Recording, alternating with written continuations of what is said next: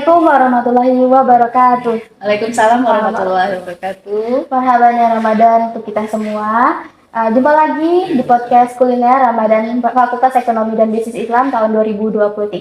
Nah, dengan saya Wulan dan saya ditemani oleh salah satu dosen Fakultas Ekonomi dan Bisnis Islam Uniran Kota Palembang, ada Ibu Dispa Lidian Handayani. Nah, beliau ini salah satu dosen PEBI ya Bu ya. Sangat seorang wanita, lalu menjadi seorang istri, seorang ibu, dan seorang guru di Fakultas Ekonomi dan Bisnis Islam. Oke, untuk teman-teman semua, kali ini kita mengusung tema perniagaan yang tidak pernah rugi. Nah, Bu, ngomong-ngomong perniagaan itu pasti antara untung dan tidak untung ya, rugi. Nah, ada nggak sih Bu perniagaan yang untung terus gitu, yang selalu untung gitu, tidak rugi? Baik, bismillahirrahmanirrahim. Assalamualaikum warahmatullahi wabarakatuh. Para pendengar podcast Kuliner Ramadan, kuliah ngaji ekonomi Robani, berbicara mengenai perniagaan yang tidak pernah rugi, saya teringat satu ayat dalam Al-Quran, surat Fatir ayat ke-29, berbunyi, A'udzubillahi minasyaitonirrajim, bismillahirrahmanirrahim, Innal ladzina yatluna kitaballah wa aqamus shalah wa anfaqu mimma razaqnahum sirran wa alaniyah yarjuna tijaratan lan tabur, yang artinya sesungguhnya orang-orang yang selalu membaca kitab Allah, mendirikan sholat dan menafkahkan sebagian dari rezeki yang kami anugerahkan kepada mereka dengan diam-diam dan terang-terangan, mereka itu mengharapkan perniagaan yang tidak akan merugi. Artinya memang ada perniagaan yang tidak merugi itu. Jadi ada 3 golongan yang mendapatkan perniagaan yang tidak merugi itu.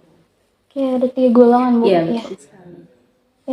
3 golongan tersebut apa aja ya Bu? Kalau 3 golongan tadi yang sudah saya jelaskan tadi, bahwa yang pertama itu adalah orang-orang yang membaca Al-Quran. Membaca di sini itu membaca Al-Quran.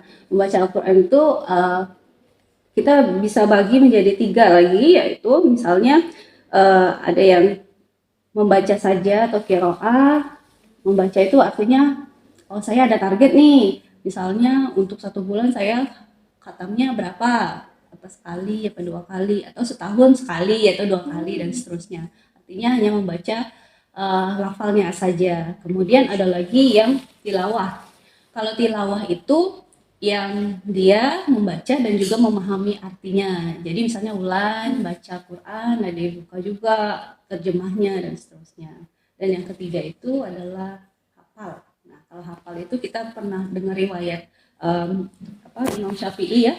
Beliau itu pernah 2 kali dalam sehari itu khatam. Kenapa bisa khatam? Kok 2 kali dalam sehari? Ya karena beliau itu hafal. Jadi misalnya sambil kalau makan nggak mungkin ya sambil duduk, sambil mengerjakan hal-hal lainnya, ya mulutnya sambil melantunkan ayat-ayat karena hafal menjadi kebiasaan. Jadi seperti itu. Jadi golongan yang tidak pernah merugi. Karena apa? Karena hidup itu merupakan sebuah transaksi pada Allah, menjadi bekal kita nanti kepada Allah. Kemudian ada lagi yang namanya, yang kedua itu adalah orang-orang yang mendirikan sholat. Mendirikan sholat itu bukan hanya mengerjakan bulan. Nah, jadi mendirikan sholat itu artinya menunaikan sholat itu dengan sebenar-benarnya. Nah, jadi kalau kita misalnya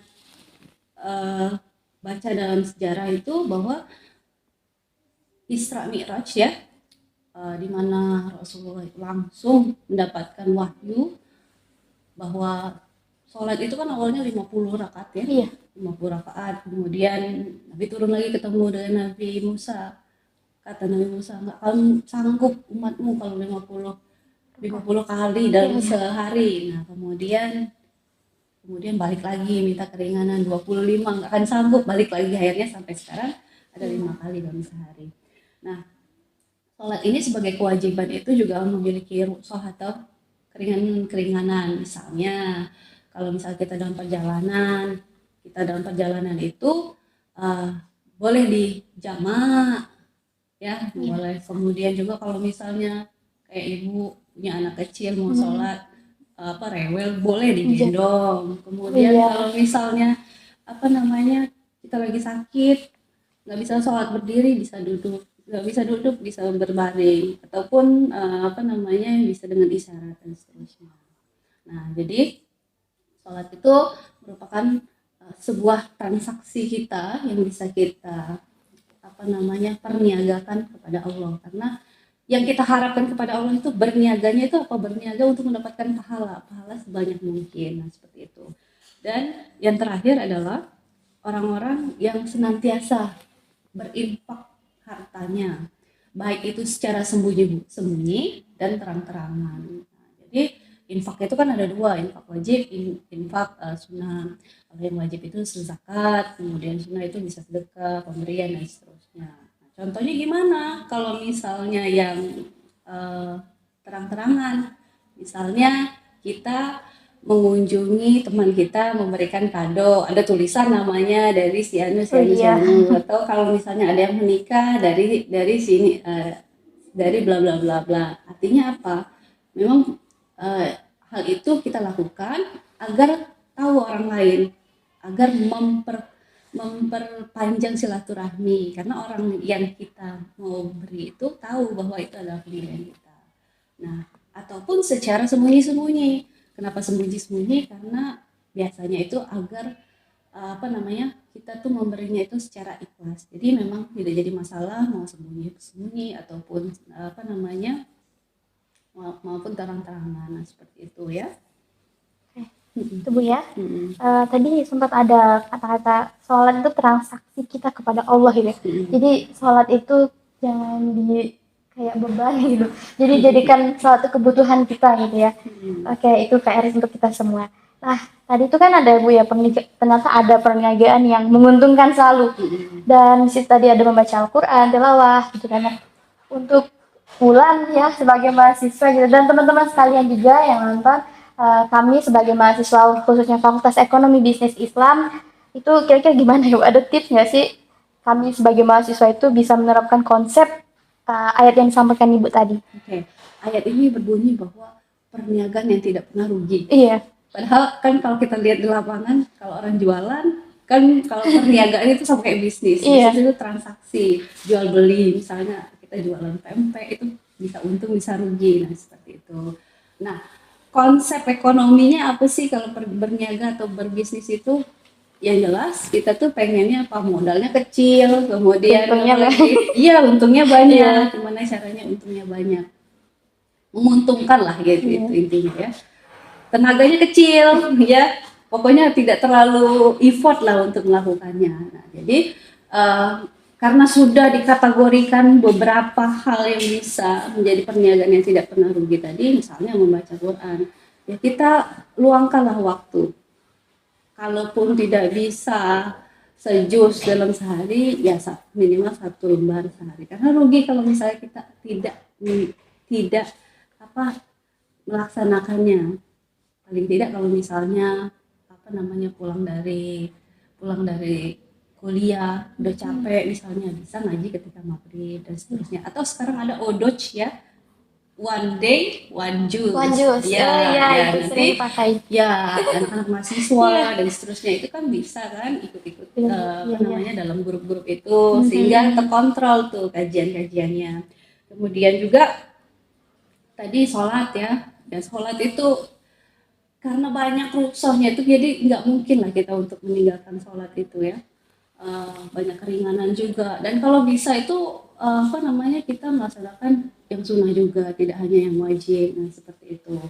Nah, kalau kita lihat itu selintas mata mungkin melaksanakan sholat, kemudian juga mengaji itu kan membutuhkan waktu, menghabiskan waktu, ada effort waktu yang kita berikan, padahal kita bisa mengerjakan yang lain, misalnya bisa nonton, bisa baca, bisa berniaga, berjualan, bekerja dan seterusnya. Tapi kita luangkan waktu kita untuk mengaji, membaca Quran, kemudian mengerjakan sholat. Itu kan artinya ada waktu yang kita transaksikan di sana. Dan juga misalnya infak itu kan seolah-olah ada uang yang kita keluarkan di sana ya. Kita seolah-olah mengeluarkan uang, padahal bisa kita gunakan untuk kebutuhan kita. Padahal kita tuh tidak pernah rugi, seolah-olahnya saja rugi, tapi sebenarnya kita berniaga kepada Allah bahwa kita itu tidak akan pernah rugi. Apa yang tidak pernah rugi? Pahala-pahala yang sudah dijamin oleh Allah Subhanahu wa taala nanti di hari akhir nanti. Demikian. Terima kasih Bu. Oke teman-teman, hanya itu saja yang bisa kita sama-sama dengarkan ya. Pertanyaan-pertanyaan tadi mungkin teman-teman semua jika ada yang kurang mohon dimaklumi. Baiklah teman-teman sekalian, perniagaan yang enak gitu ya, yang sesungguhnya itu adalah perniagaan yang tidak pernah rugi. Perniagaan yang kita sukai dan menguntungkan khususnya dunia akhirat. Oke teman-teman, itu saja.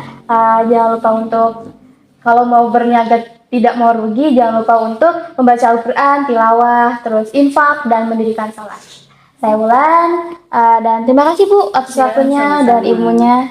Terima kasih. Wassalamualaikum warahmatullahi wabarakatuh. Waalaikumsalam warahmatullahi wabarakatuh.